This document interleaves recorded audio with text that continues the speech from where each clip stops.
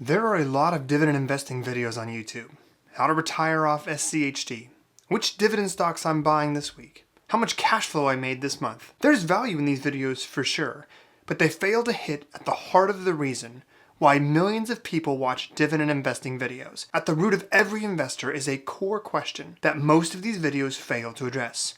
We beat around the bush. We get so close, but we ultimately fail. So let's tackle this issue straight up.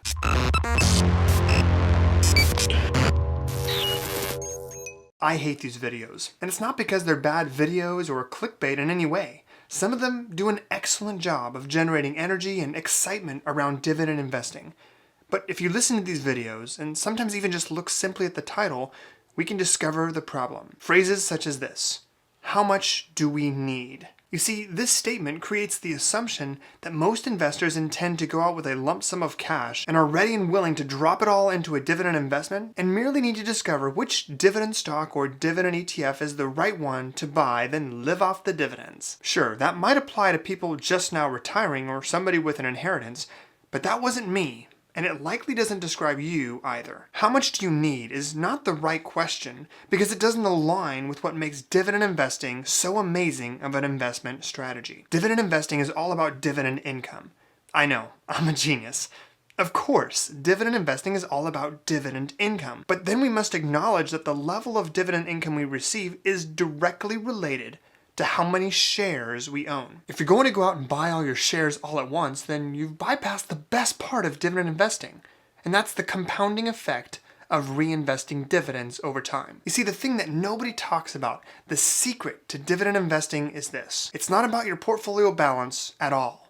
It's all about how many shares you own. So stop worrying about the price of your investment. It doesn't matter. So a great follow-up question would be, how many shares do I need to retire on dividends? Well, let's take a look at a few examples.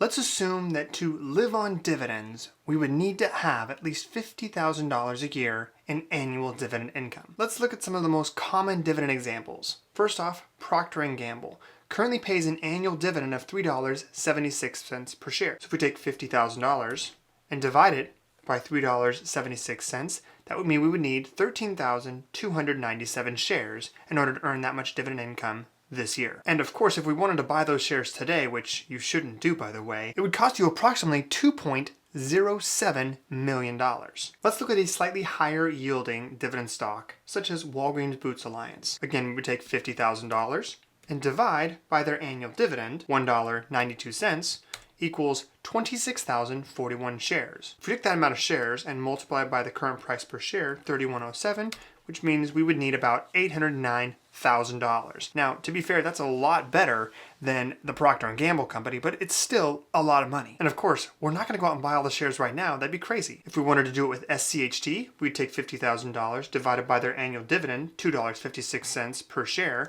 which would mean 19,531 shares, which would cost approximately $1.4 million today. For JEPI, it would require 8,278 shares, and if we bought them all today, it'd be approximately $451,000. That's half what it would cost with Walgreens Boots Alliance and a lot less than the other investments. And lastly, looking at our favorite, dearly beloved QYLD, if we needed $50,000, we would divide that by $2 annual dividend, which would be about 25,000 shares, multiplied by the price per share, $17.79, which would be about $444,000. Point though is, it's about the shares. It's not about your portfolio balance or how much you've saved. It's all about how many shares you own. We're talking about shares owned, which means we're now dealing with relevant data.